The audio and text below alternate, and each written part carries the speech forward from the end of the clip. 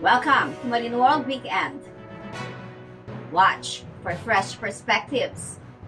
Marino World is moving faster and higher, moving deeper for core issues. I am Lynn Bacani. Our top stories. FABIA to revive MLC course. MARINA issues advisory for seafarers with expiring STCW certificates on board. UK government to fund 50% of cadet training costs. MV Asia Philippines Safety Certificate suspended. Bagong Bayani Awards 2023 now open for nominations. The Maritime Industry Authority or MARINA is planning to revive the Management Level Course or MLC as a mandatory training course for both marine deck and engine officers. This was confirmed by MARINA Administrator Hernani FABIA in a recent Joint Maritime Committee meeting attended by members of the Dutch Chamber of Commerce in the Philippines, DCCP, the German-Philippine Chamber of Commerce and Industry, GPCCI, the Nordic Chamber of Commerce in the Philippines, NORDCOM, and the Philippines-Norway Business Council, PNBC. There is an existing memorandum circular about the management level course, and it was rescinded by an advisory. First, there's a question of the advisory can whether or not the advisory can rescind a memorandum circular. Okay. Secondly, it was a finding by the independent evaluator that there is no evidence of a formal education and training for management level officers. So I think I'm going to revive MLC to comply with that. If others protest about it, then let them. Otherwise, we will not be included in the whitelist because our independent evaluators have stated this is a killer. This is a killer. So we have to, I think we have to cooperate with us in disseminating this, that this is very important. Actually, there is no such thing as management level course. They called it to address the training as provided in regulation. So the previous administrator just termed it management level course, but actually it's the training course for management level officers.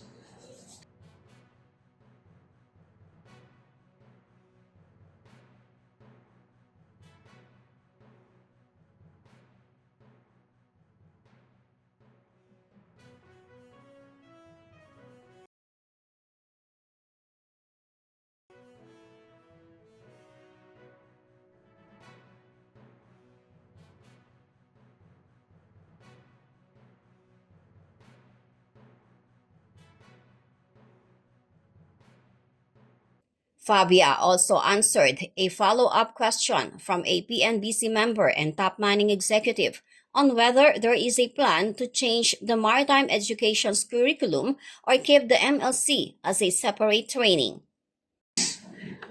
CHED has changed curriculum for 8 times during the EDSA. So I don't plan to change first curriculum. Let's finish this first.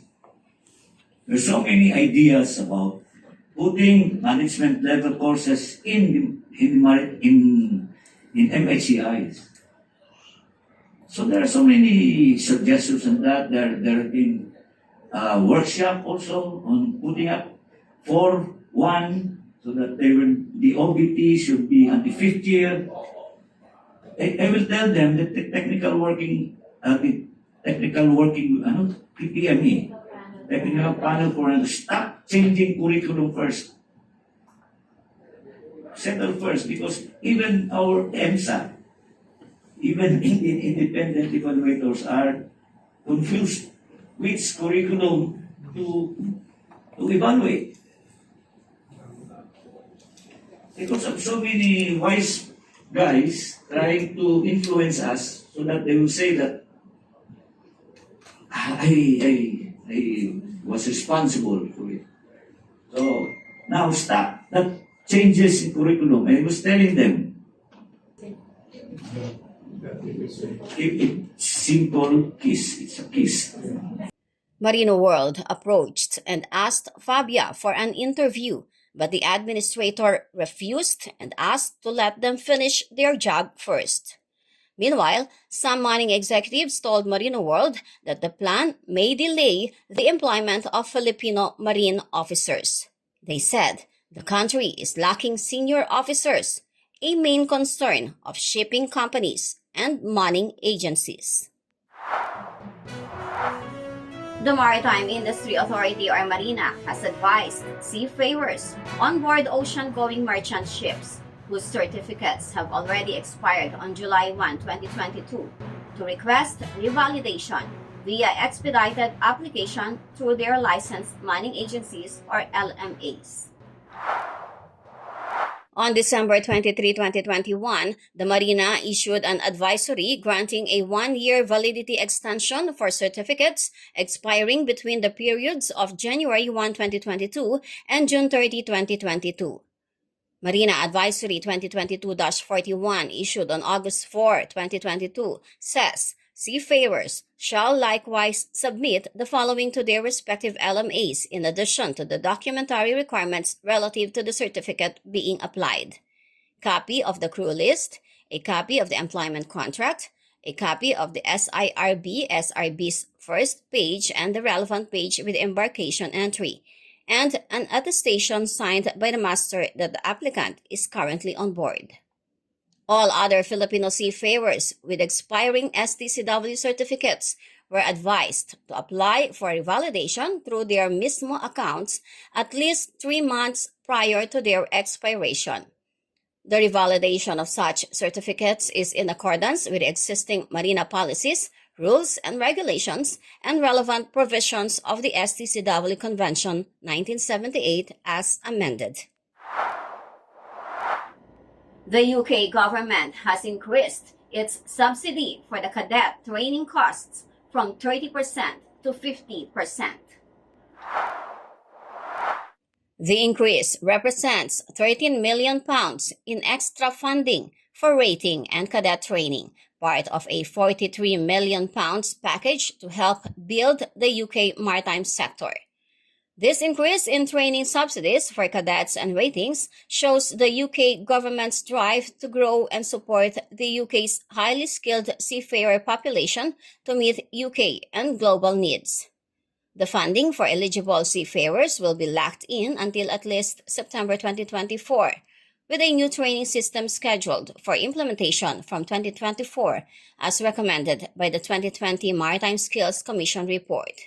Maritime companies can claim the money via their existing tonnage tax arrangement, and the arrangement applies to all new and existing tonnage tax groups and support for maritime training SMART funding.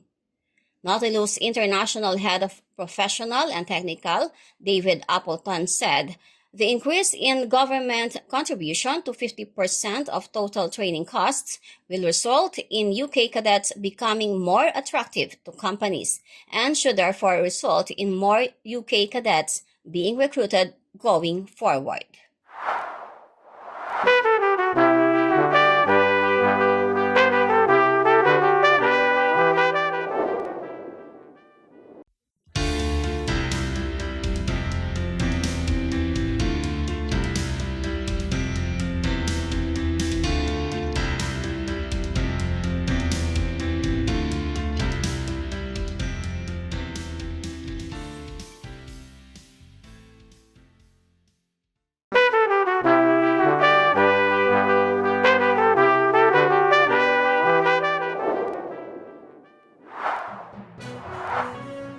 The Maritime Industry Authority or MARINA Regional Office 4 has suspended the passenger ship safety certificate of MV Asia Philippines, which caught fire 1 nautical mile from the anchorage area of Batangas Port on Friday, August 26.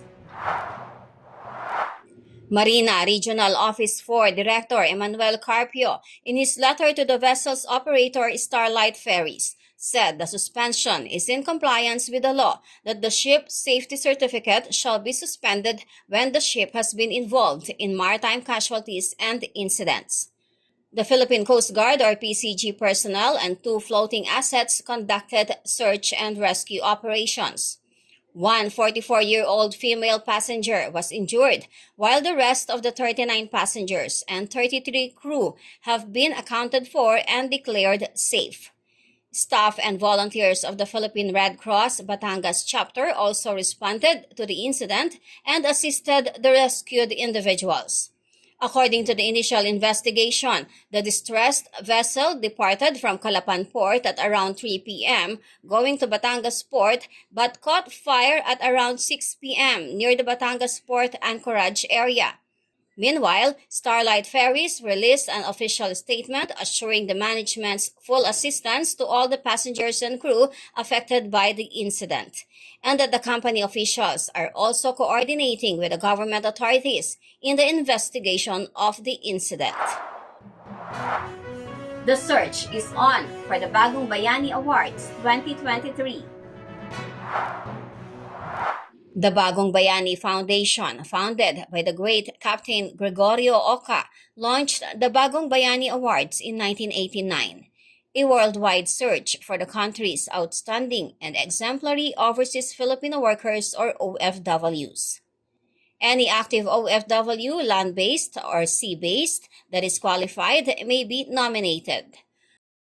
Among the awards categories are Bagong Bayani for Outstanding Employee, Bagong Bayani for Community and Social Service, Bagong Bayani for Culture and the Arts, Captain Gregorio S. Oca Achievement Award, a special award conferred upon any individual or entity who has made significant contributions to the development of the Philippine shipping or seafaring industry and who embodies and symbolizes the advocacy, achievement, or contribution of the late Captain Gregorio S. Oca.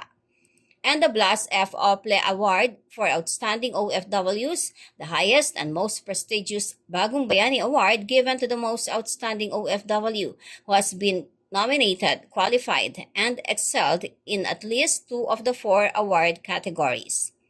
The deadline for the submission of nominations is April 30, 2023. Awarding ceremonies will be on August 23, 2023. Thank you for watching Marino World Weekend. Stay on board, subscribe to Marino World Online for more meaningful maritime news and views. I am Lynn Bacani. God bless Maritime Philippines.